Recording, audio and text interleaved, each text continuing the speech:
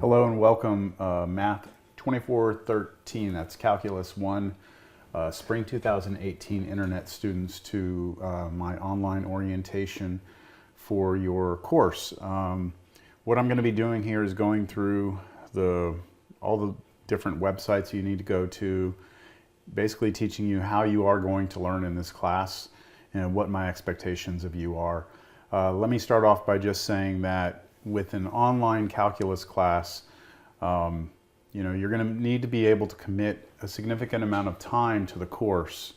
Even though it is online, that in no way means that it's going to be any easier. So let's just get that right out of the way. I'm going to be asking you to watch hours of videos that I've created for the course.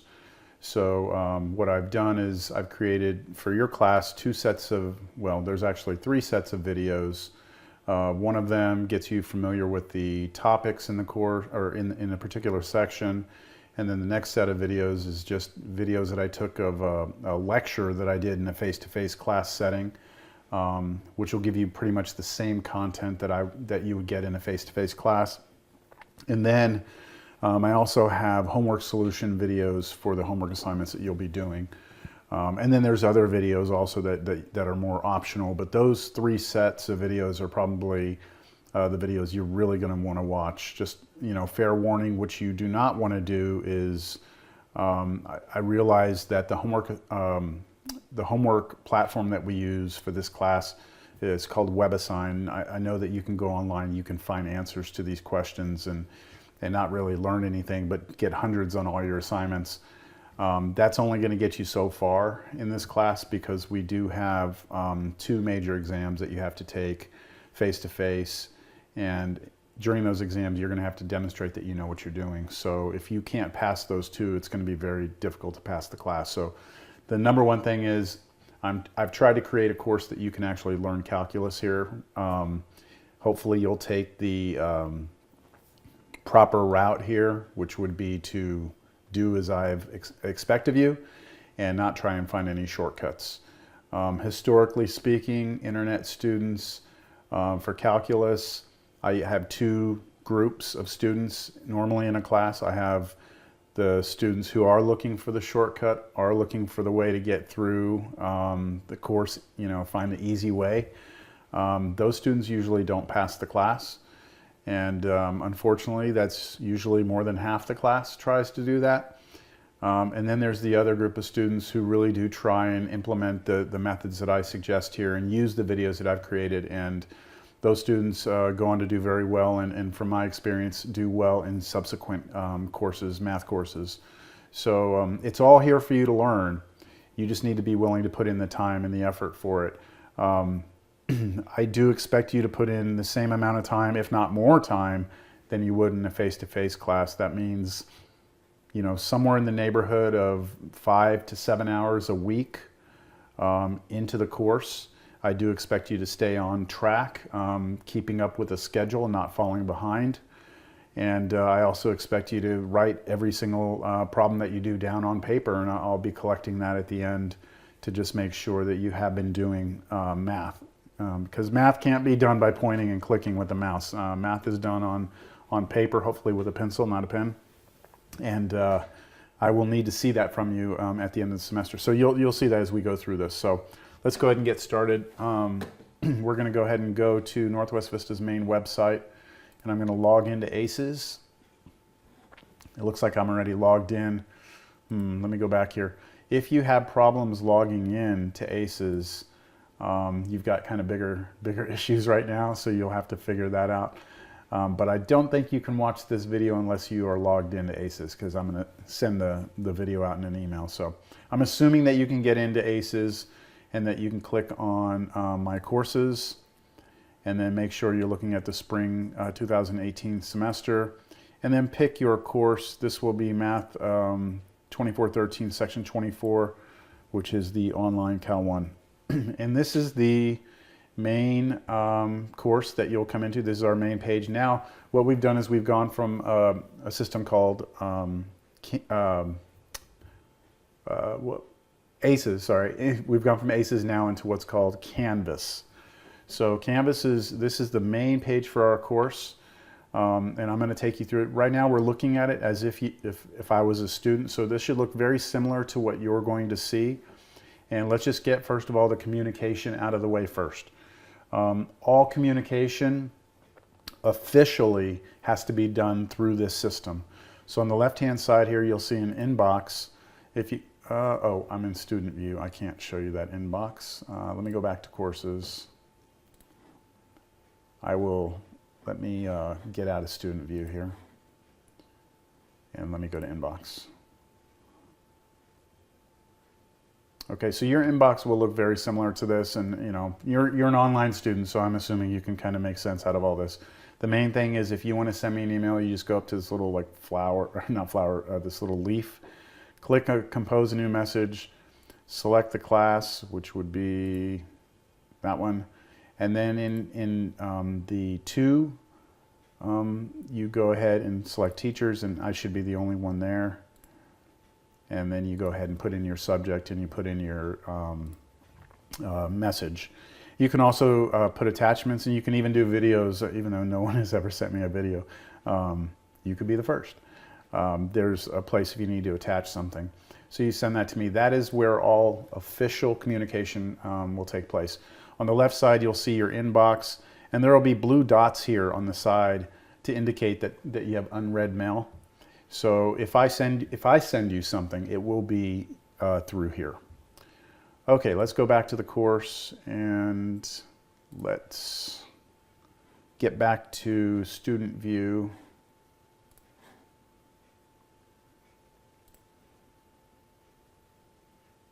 And let me just make sure I'm recording. I'm using some new software. Yes, I am. Okay.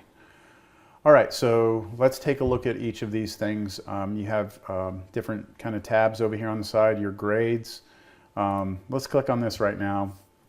There's no grades posted right now, so as the semester goes by, after each exam, I should come in here and update the grades. And it's a little weird because you're going to be doing your assignments in on a different website, and then I will have to import those grades into this officially. What's done on the website, you can kind of keep track of your grades there, but here's where it's official. So this is what you'll look at kind of towards the end of the semester when you're trying to figure out where you stand in the class. This is where you'll look. Okay, course syllabus. Let's go ahead and go through this. I realize that you can read, but there are some very important things within the syllabus that I need you to understand. First of all, the class does meet twice. We will be meeting on Fridays, 2 Fridays out of the semester. March 23rd, that's the Friday after spring break, 9 a.m. You'll be going to Juniper Hall, room 111A, and of course that's on the Northwest Vista campus. You'll be showing up there.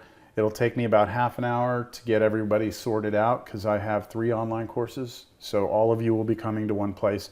I'll send you off to different rooms, and then you'll take your test. And when you take those tests, you'll be doing it at a computer, but it'll be proctored in the sense that you can't be going off to different websites and doing different things. You got to stay in the test. You can't be using your notes or anything else. So you'll be kind of on your own, showing me what you know.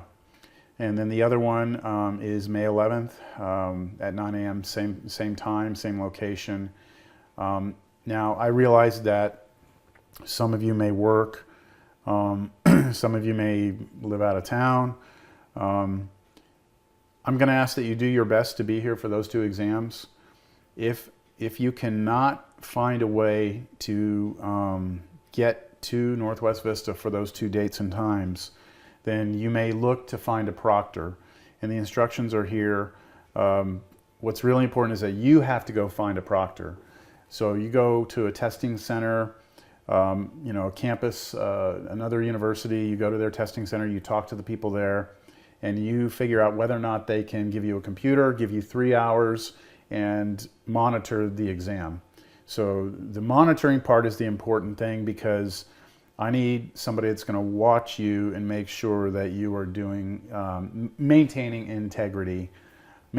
integrity of the exam and not taking or not getting any unfair advantage that any of your classmates would not have on the test. So You go find somebody, testing center, then you send me an email with their contact information, and then what I will do is I will reach out to them, make sure there's no conflicts of interest, and I must approve that proctor. And once I approve them, I will send you a reply email letting you know everything's good. I will coordinate with the proctor and make sure everything's set up that they know how to do the proctoring of the exam. I do ask that you give me a 2-week notice on this. So this is important because I need time to communicate with the proctors. And, if I have 15 students emailing me, 2 days before this test saying that they can't make it, there's no way that I can accommodate that. So everybody has the same requirement, 2-week notice. That means 2 weeks before the on-campus exams, you must send me the proctor information, and we'll be good to go. If you miss that exam for some reason, if you just can't make it to that exam, it's going to be a 0, and of course that'll have a huge impact on your grade. Oh, I don't think I introduced myself. I'm sorry. My name is Robert DiGiovanni. I think I did. Oh well. And I'm actually a full-time tenured faculty member at Northwest Vista. I teach the full calculus sequence, Cal 1, 2, and 3. That I normally teach at least 1 or 2 of those a semester. I can be reached. It has my email address here, but I already showed you to not really pay attention to that, to do all our emails here through this inbox. But that's kind of a backup in case this whole system goes down. There's my email address. There's my office location. I also provide you my cell phone number, and that means that you can contact me anytime you want, 24 hours a day, 7 days a week. I don't close. Well, I go to sleep, and if I go to sleep and I just won't answer. So if you have a question at like midnight and you want to ask me, the worst thing you could do is just, ask. I mean, it's no big deal. Okay, it's part of my job as an internet instructor to be available. So most of the time I'll just silence my phone at night and go to bed, and that way I don't get disturbed. So if I don't reply, that means I'm busy or I'm sleeping. So please feel free to contact me on my cell phone. Now, this is not the official way to communicate. So I would not text me at 2 o'clock in the morning saying something like, hey, when's that test due, or something like that. What I expect are immediate questions that you have about mathematics that you're trying to do at that time. Like you're stuck on a problem, you've tried different ways, you've looked at videos, you can't figure it out. So you're really stuck. And so you send me a text or you call me.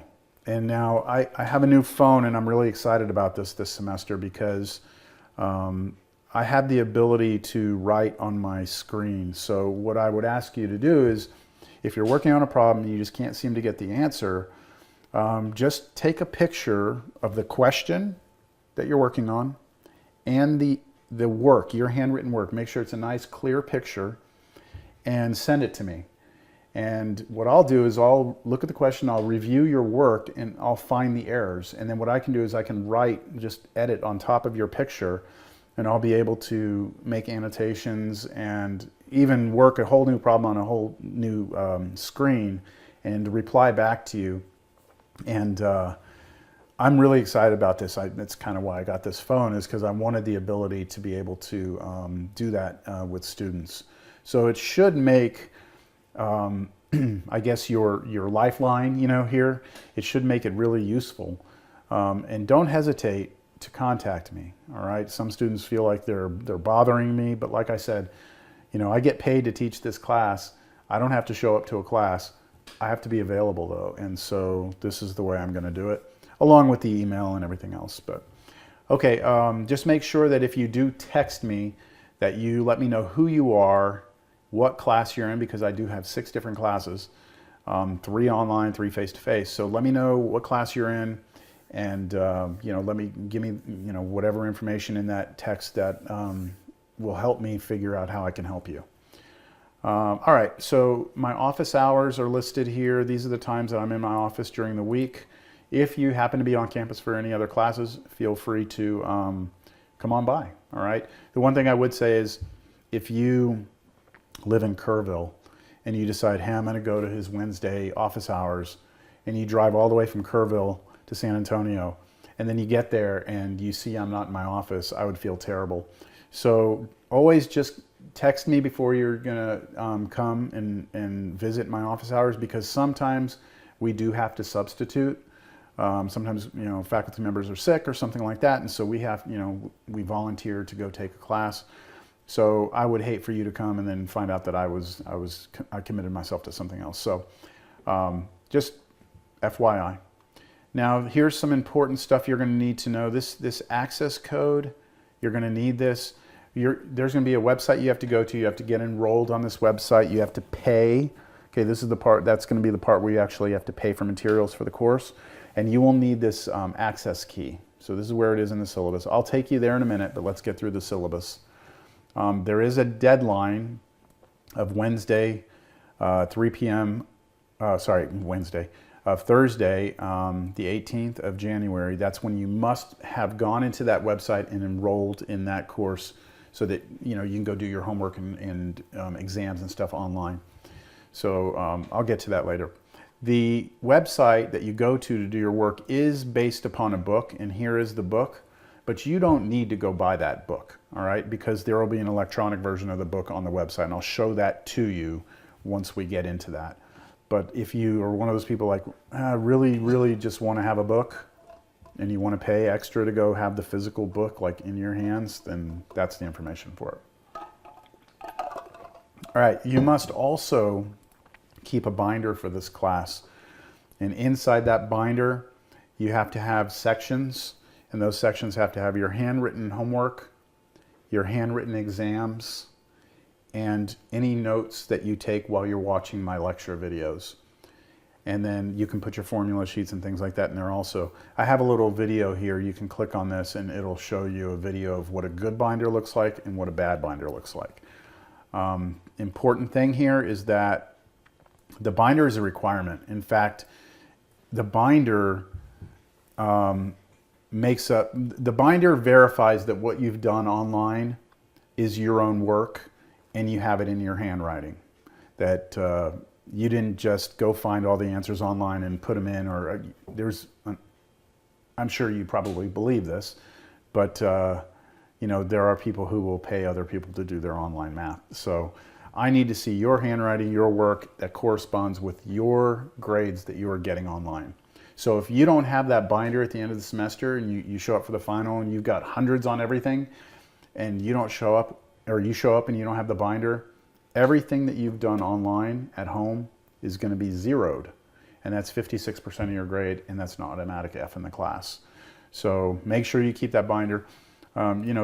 People sometimes get upset that I have a binder requirement, but it's actually for two things. One is to maintain the integrity of the course, make sure you're doing the work. But the other thing is to help you be organized and try and force you to think about what you're writing down and how other people are going to have to interpret that. And it's kind of like good penmanship in an English class. I'm looking for good math techniques. It needs to be legible. It needs to be in order. I've had all sorts of binders turned in, but you can always tell the ones that were done by people who really take pride in effort, take pride in organization, versus the people who like try to throw it all together like 3 days before the final. So the binder is a requirement. Calculator, you don't have to use a calculator in this class, okay, but you are allowed to. I have like a standard little graphing calculator here. It's a TI-84 Plus. This is fine for the course. You're allowed to use this. However, I have another calculator here. Let's see if I can find it. There it is. I have my trusty TI-89 titanium. So this is okay, this is not. And the reason why this is not is because this has a computer algebra system in it, and it does algebra, factoring, solving equations. It does derivatives, integrals. It does a lot of things that we're trying to get you to learn how to do. And so you may not use this on a test because that gives you an advantage over other students, and it kind of prevents you from learning the techniques that you need to know to do by hand. And we could get into a whole philosophical thing about, well, if the calculator can do it, then why do we do this? But let's not. You call me, we'll have a conversation, and hopefully I can convince you why it's important for us to understand how to do these computations mechanically. All right, if you have any questions about, whether or not your calculator is okay, just give me a call or text me and I'll let you know. All right, so the rest of this, let's see, this is just a description of the course, what the objectives are, what the outcomes are. That's kind of standard stuff we have to have in here. The grade, standard grading scale, A, B, C, D, F, there's no, this is a true college level math course, so there's no IP. Sometimes we have, in developmental courses, we have this thing called an IP. Doesn't happen here, so I have to give you one of those grades at the end. And if you've heard of a grade called an I encourage you to just look it up on the Northwest Vista website. I's are very difficult to give to students. An I is something like you're driving to the final and you get like T-boned at an intersection and they take you off in an ambulance and you can't make it to the final. And you were still passing the course. Something happened in your life where you could not complete the class. So we give an I and let you complete it. It's not for, a student who's not doing well in the course and had work that day and couldn't come to the final. Like it has to be approved by myself, by the chair of the department, and the vice president of the college. Those three people all have to agree that whatever reason you have for not completing the course is legitimate. And it's really tough to get all three of those approvals. So just be aware of that. Let me see. How does your grade break down? This is probably the part that you really are interested in. Okay, your binder is actually part of your grade. It's 4%. It's kind of a free 4 points in the course. You just keep your materials all together and organized, turn it in at the end, you get a free 4 points. However, like I said, if you don't turn in the binder, it's going to automatically fail you. Homework assignments. You're going to do a lot of homework assignments online. It's only 10% of your grade, but homework is really there as to help you practice. That's what it's all about: practice, practice, practice. So that when you get to the exams, you'll do well. Now, the exams, you're going to take 2 of them at home: exam 1 and exam 3. Those are 15% each. So really, if you look at it, you've got 15, 15. That's 30, and then 10. That's 40. 44% of your grade is stuff that you're going to basically do at home, which means that you can use your notes, and you can go into Google or YouTube, and you can get help, and you can all these resources for you to do well on those assignments. But then you have the on-campus exams, and those are the ones where it's just going to be you and a computer. Oh, excuse me. It's going to be you and a computer, and you have to demonstrate your ability to do the math at that point. And those 2 exams together are a huge percentage. So that's the way the grade breaks down. And all right, some other things here. Sorry, both my phones are ringing here. Okay. All right, so the on-campus exams, I will send out something before you come on campus for exam 2 and 4. I'll send you out this paper. It's going to have something, you're going to have to sign it, and it tells you all about what to bring, what to expect. Here's kind of a generic example of what I've sent out before, and I'll let you read through this whole thing because there's a lot of information there. But I would say that what you should expect, the biggest things that you should expect is that when you're sitting down to do exam 2 and exam 4 on campus, you have to write your problem. Like, you have to write all your work.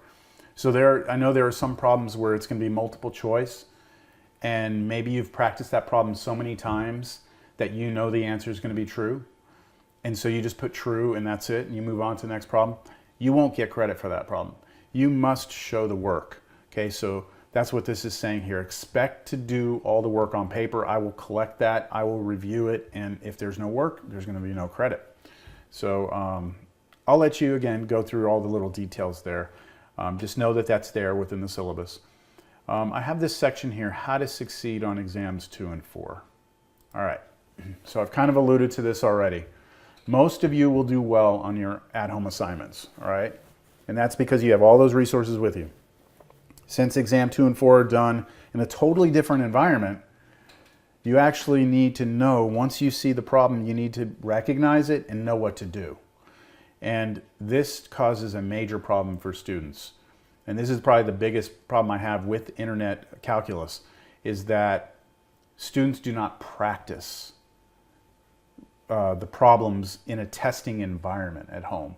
So before exam 2, what you need to do is go back and review each of your assignments, which you can do within the system, and sit there and take everything off your desk, just some paper, your calculator, and your formula sheets, and go through the problems. And if you sit there and you don't know what to do, you know, if you're sitting there going, well, I need to look at my notes, or I can't remember that, that means you're not prepared.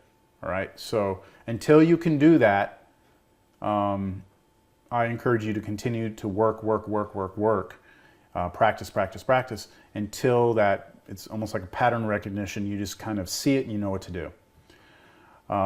So hopefully you'll take my advice there, all right, and we'll see how it goes. All right, requesting extensions. So you can request extensions on assignments. There's an automated system, and I'll show you how it's done in a little while. Just be aware that there's a penalty. There's a 10% penalty if you're late for an assignment, and you can only request extensions on homeworks. You cannot request extensions on exams. All right? And exam 2 and 4, let me be clear, exams 2 and 4, the ones on campus, those cannot be extended. So exams 1 and 3 you do at home. You cannot go through the automated system to request an extension. Now, if you need extra time, call me or text me or email me, then I might be able to do something for you. The homeworks, though, just request them through the automated system. Okay, attendance policy. I do expect you to do your work and be on time and follow the calendar. So if you cannot keep up and you miss 3 deadlines, I may drop you from the course. Just be aware of that. All right, there's more stuff here about 6-drop rule, Texas thing. I'll let you look into that more. Tutoring, there's free tutoring offered at Northwest Vista College. There's information there. SOBI, this is just another statement I need to have in the syllabus. And then, oh my goodness, I realized I did not import the schedule here. This is not correct. I will update it, so by the time you're watching this video, this will be corrected. This is the schedule. It lays out exactly what you're supposed to do. Now, I do have a version of the schedule we can look at right now that is correct. So that's the syllabus, all right?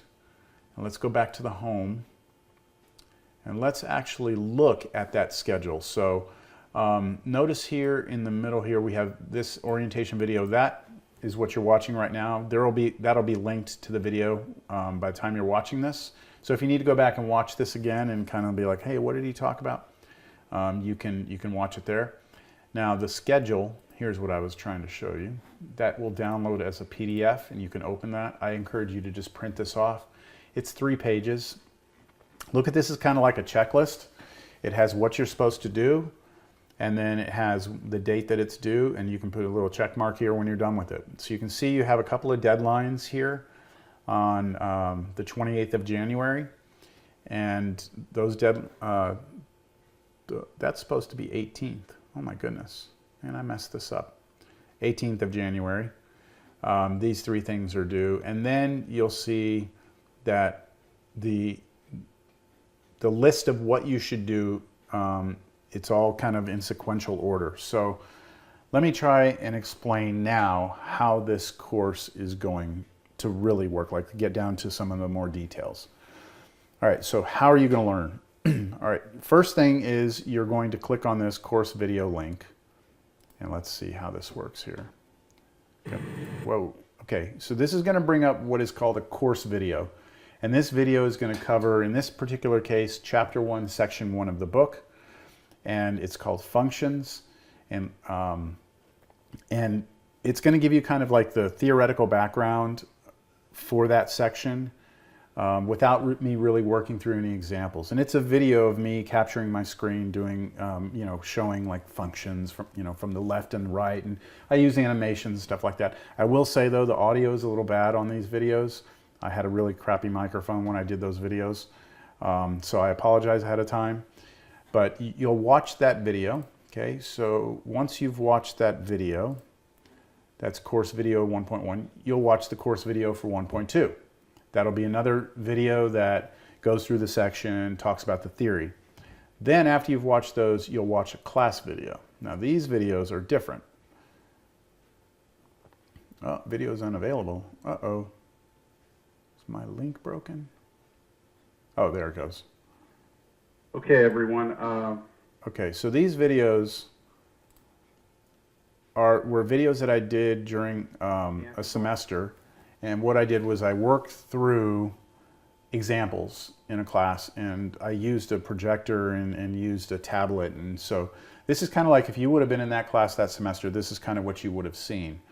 And so this is really, let me bring up that PDF again. These class videos, that's where you're going to see me working through a lot of the actual math, as opposed to the course videos where it's more about, hey, here's the idea. All right, so you're going to watch the class videos. And then after that, you're going to go try and do your homework. So here's homework 1.1, and that's going to take you to this place called WebAssign, and that's where you're going to go do your homework. I need to show you how to get into that system, but for now, just keep in mind, that would be the next step. You go try and do your homework. Now, after you do that homework, you would do the next homework, 1.2, and again, that would take you out to WebAssign, you would do the homework. If for some reason you're having trouble with homework for 1.1, there's a help video. And this video is again me working, it's me in WebAssign, and I'm working through the same problems you're going to be working through. And I try and explain some of the details, and I go through some of the work. So you can kind of look at this as like the solution videos for the homework. Now your numbers may be different, your examples might be not exactly the same, but it should be enough to help you get through each of the problems. All right, so that's your homework videos. And then that's it. You move through those, and then you move on to the next section. Course video, class video, homework, homework help. Then same thing. Course video, class video, homework, homework, and then help, help. So the whole semester is laid out like this. The deadlines change, of course. And you just need to keep up with this, all right? I don't care if you move ahead. You can do all your homework, all right? Do it as fast as you want to, as long as you have handwritten work for it, it's fine. You just can't take the exams early. So you have to take exam one when I take that back. You can take exam 1 early. I apologize. Exam 1 and 3 you can take early. You can't take exam 2 and 4 early. Those are the midterm and final. Those have to be done on campus at those days and times. But as far as the other work, you can do all that at your own pace. The only thing is you can't fall behind. So that's the other issue. I apologize if you can hear those animals. I'll call them my wife's dogs. Okay, so that's the whole semester laid out. Okay, it shows everything. I'm trying to see if there's anything else here that I want to talk about. It shows the on-campus exam, when it is. And I'm just making sure I don't see any obvious errors. I've got to go change that first one back to January 18th. But okay, so that's your schedule. Print it out. You'll be good to go. All right, let me talk about formula sheets. Okay, if you click on formula sheets, it should take you, actually did it? Yeah, it just download. It's 6 pages. You must print these yourself. I will not provide these for you. When you come on campus for exam 2 and 4, you can have these. This is what you're allowed to have. Every student must have the same thing. That means you are not allowed to edit these. You may not change them in any way. You can't add your own little formulas to the back. Everybody's got to have the same 6 unedited pages. So that's the link to your formula sheets. And then we have a link to what are called the course notes. So in the course notes, you'll find here actually, this actually took you to files, which is okay, this is fine. You're going to find in here several things. Course notes, okay, so if you do this, you can print off chapter 1. What this is when I'm doing my course videos where I'm explaining, like, you know, the theory behind the problems, these are the notes I'm using. They're notes that I made myself, and so you can kind of follow along with these. These do not count as your handwritten notes, by the way. Okay, these are my notes. You may write your own notes on the side, but these are the ones I'll be following throughout the entire course. So they're provided there. And then, let me go back to that. You have, that was the course notes, you have class notes. So the class notes, these unfortunately are organized by date, but they are, so that's not going to help you, but they're sequential. Most students don't use this, but when you're watching my class videos where I'm writing on that tablet in that classroom, everything that I wrote on there, on the tablet, is captured as a PDF. And let's see, it's not one. Okay, oops, I should have let that come up. Let me give this time. You can just download this and save it. If you try and open this within Canvas, sometimes it's kind of slow. In fact, I'm just gonna download it. It's much faster. And open it as a PDF. So here they are. Here are the notes that I went through, all the worked out problems. So you can kind of get an idea of what this is. So those are the class notes. Let me also take this opportunity to be clear on something. If you're watching my class videos where I'm sitting there talking to students and interacting with them, and I tell them, hey, there's a quiz, here it is, take it home, bring it back. Obviously that does not pertain to you, right? So it's just that video, those videos are, again, supplemental to help you in this course. All right, let me go back to make sure there's nothing else here. So we went through the course notes, that's the theory. Class notes, that's what I wrote down in class. The schedule we looked at, print that out, check things off as you go. Formulas that you can bring, we looked at that. And then this homework solutions, I need to take this out of here. There's only one document in here. For homework 4.4, the solutions are kind of drawn out, so there's a PDF file that you can use there. All right, let me get back to the home page. Went through the notes and other stuff. What's a good binder? So watch this video if you want to see what a good binder is. Now, in terms of requesting partial credit, when you're doing your work on WebAssign, you know, that video, this partial credit thing is very important, but let me distinguish that. There's two things that you're going to probably want to do online that can be a little confusing for students. One of them is requesting an extension when you've missed a deadline, and the other one is requesting partial credit.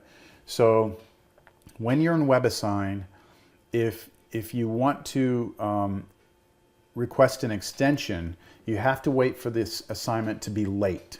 And then once it's late, you go to the assignment and it'll have a link there that says request extension. You click on it. Everything after that's pretty self-explanatory. And the automated system will go ahead and allow you to request the extension. In terms of partial credit, watch that video. So the way it works is if you do a homework problem and you type in the answer wrong and it counts it, you know, it counts it wrong, but you feel like you deserve partial credit, what you can do is you can go back and review the assignment, and then next to each problem, you can click a button called Ask Teacher or something like that, and it'll send me an email, and you can just type in there, hey, look, I forgot the negative sign. You can even, you know, send me a picture of your work or something like that, and I will be, you know, happy to give you bonus, or not bonus points, partial credit for the problem, but you have to take it upon yourself to request the partial credit. Okay, we're almost done with this part of this. The videos that you can go watch are in the schedule. You can click on those links, but if you want to get to them a different way, you can go to these links right here, and that'll just take you to my YouTube playlist for those, and you can just get to them from here. So that's kind of convenient. And then also, if you're interested, these are additional resources. The problems that you do are going to be on WebAssign. Those problems actually are based on problems that come out of a textbook. So for my face-to-face classes, I actually do the homework solutions in a different format. And if you click on that link there, it'll take you to actual videos of me standing in front of a board, working problems out of these sections. So that's a little, I don't know, students seem to like those videos a little more because I'm there instead of just a screen capture. But just realize that those are there. Those problems, I'm gonna have to pause this. Okay, sorry about that. So again, the homework solutions for my face-to-face class, just a different set of videos to help you get through homework problems. And then I also have videos where, okay, so your class videos where you go to see me do examples where I use that tablet in a classroom setting. Those videos they're fine. I mean, you can do fine with them, but if you prefer to watch me like in an actual classroom, then you can look at these videos and it's me going through the same notes, but it was a different semester and I used a different camera setup and everything else. So these are, again, additional resources for you to help, learn. Okay, I think I've got everything covered here. Yeah, let's get to WebAssign. Let's show you where you go to do your homework. So I'm going to go back to the syllabus and I'm going to take a look at that access code here, and there was a link here that takes you to WebAssign. It should take you to WebAssign. There we go. So this is what you'll see first time you come here, and what you'll want to do is you'll go to this enter class key, and then you'll put in that code that was in the syllabus, this one right here, Northwest Vista. Now, I can't really take you any further than this, unfortunately, because every time you create an account, you have to put in an email address, and I've used up every email address that I have to try and show people how to do this in videos. So I'm just going to trust that you can go in there and you can get enrolled in the course. Keep in mind, it's going to ask you to purchase access, and I believe you can purchase the access to the course for a semester or for a year, and that's really up to you. There's different costs to that. If you just need Cal 1 and that's it, you're done with math, then maybe you just purchase it for the semester. But if you need Cal 2 or Cal 2 and 3, and you plan on doing those online, then that code should work and you should be able to keep getting access to those courses. As long as you take Cal 2 and 3 at Northwest Vista, then it's a one-time purchase and it should cover all 3 courses. So you've got to kind of figure that out for yourself, what's better, what's best.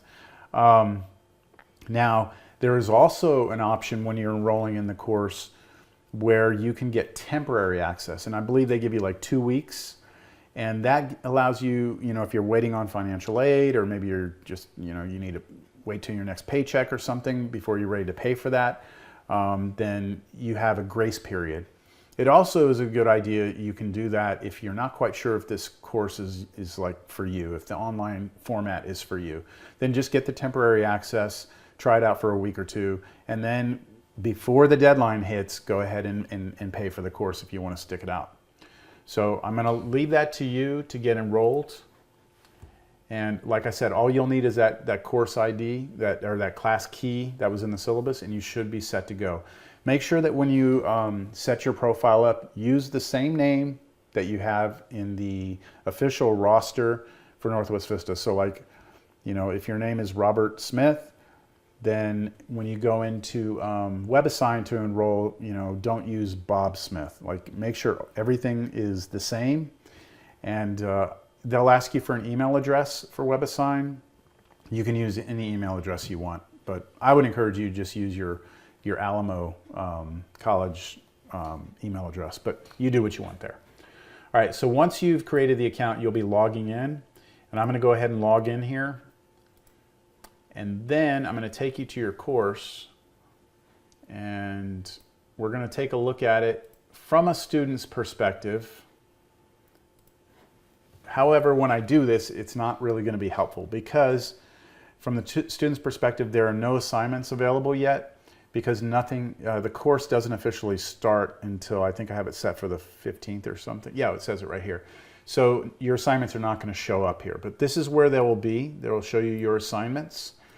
And then there's something here I want you to try to ignore, communication. We are not using this to communicate, all right? So don't be sending me messages or emails or anything through here because I'm most likely not going to get them, all right? I never check to see if there's messages here, so don't use that. My assignments here, like I said, they'll show up here. Here's the electronic version of the book. So as I'm moving through these sections like 1.1, 1.2, you'll see here, this is what it corresponds to. So you can get this electronic book, you can flip through the pages, you can print out pages. Okay, so this is when I'm sitting there and I'm talking about these different things, piecewise functions, it's all based upon this textbook. And I think what I'm going to do is I'm going to go here to one of these pages. Here it is. So this is the homework assignment out of the back of the book. And I'm going to keep that open for a second because I want to show you something. What I'm going to do is close the student view. And I'm going to go and look at a different class. This is my fall class. And I'm going to open my student view. And you'll see here in my assignments, there's no assignments right now because they're all past due. But I'll be able to show you the assignments if I just sneak in here. So what you'll see on yours is assignments that are coming up and then past assignments. If you ever need to go back and review an assignment to practice more, you click on past assignments. If you need to request extensions, you can go to past assignments. If you need to request partial credit, you can go to past assignments. And what you'll do is go past assignments, and then there's an extension request here. I never completed any of these homework assignments, so I can't review them, but there would be an option there to review the assignment had I actually done it. And I'm still not able to get in to show you these because the deadline's passed, so that's okay. I'm gonna cheat. I'm gonna go in a different way. I'm gonna go in and future assignments. So I'm in the instructor view right now. This is not what it will look like for you. And I'm going to go into view this first assignment that y'all are going to be doing. So here's the assignment. You can see this first one is a true or false, right? So then there's some free response. There's an assignment you're supposed to do in the beginning. It's one of the three first things that you have to do in this class. And it kind of helps you learn how to use this little calculator pad over here. The system is very picky about parentheses and commas and things like that. So make sure that you take the time to understand how the system works. Like here it says, enter your answers as a comma separated list. Enter your answers in interval notation. All these little hints that they give you are important for you to understand. Express your answer in terms of pi and r. That means don't use decimals. Sometimes it'll say round your answer to the nearest tenth. So then it does want a decimal. So please pay attention to all of that as you're working through this. So here we are. We're working on some problems. And let's see, this problem right here, question number 5, evaluate the difference quotient. What I want you to understand is that, of course, there's a video you can watch of me helping you through this, but over here on the side, you'll notice these numbers. Okay, right here, I've highlighted them there. 1.1.021. What that means is chapter 1, section 1, number 21. So if I go back, and remember that textbook I left open? If I go back and I look at, this is section 1, chapter 1, section 1, I look at number 21, this problem right here should be very similar to the problem that you were looking at, which I've lost. There we go. It should look very similar to this right here, which it is. Now, why is that important? Well, because remember what I said about at this home screen, that down here I had some additional videos where I did homework solutions for my face-to-face classes. If you go to those videos and you go to, oh, I don't have anything for 1.1, but let me go to 1.3. And you'll see here, I'm in section 1.3 and I'm doing a problem and it says number 6 here on the board. What that would correspond to for you would be, you would have to be looking in the homework for 1.3, but if this said 1.3.006, that would correspond to that. So this is a way that you can kind of match up my homework solution videos that I did out of the book to what you're doing here. So just a way to cross-reference those. Okay. I'm trying to think if there's anything else. I mean, you're going to kind of have to learn on the fly here as you go. Let's not get stressed out about the computer being picky about the answers and counting things wrong, and let's not get stressed out about that. Let's focus on learning the math, doing your best to put the answers in, and if it counts it wrong, well then, hey, just text me, send me a picture of your work, we'll figure it out. Let's not, I get students that get all stressed and get like headaches and they just, I hate the system. Look, this is part of the online course, okay? Doing it this way and not as a face-to-face class, you just kind of got to learn to live with this, take the good with the bad here. So, all right, I think I've covered everything I want to cover. Really feel like I'm forgetting something, but I think at this point, oh, what happens if you get a problem wrong? With the homework, you get multiple tries. So even if you get it wrong the first time, you can go and try it again, try it again, and try it again. And so really there's no reason why you shouldn't get these problems right, because you can get multiple tries. And even if you get it wrong like 5 times, you can ask it for a new problem and it'll generate a new problem. Then you get another 5 tries at that. So really with the homework, it's all about practice. So use that as a practice tool, and you should be good for the exams, because all of the exams, okay, exam 1, exam 2, 3, and 4, all of those problems that I put on those tests are subsets. The exams are subsets of the homework sets. So if I just go and I pick problems out of the homework and I put them on the exam. I don't tell you which ones they are, but that way you know that there's nothing that you're going to see on the exam that you have not seen already. So that's good news for you. No surprises. All right, I think we're going to wrap it up. This video is way too long. At this point, if you have any questions or just are confused about anything, I just ask that you reach out, email me, text me, call me, whatever. And I'm really hoping that the semester goes well for you, and I hope that I can at least get to know you on the phone or something. And if there's anything I can do, just let me know. Good luck, and I'll talk with you soon. Thanks for your time. I appreciate it. I know this is a long video, but I appreciate your time.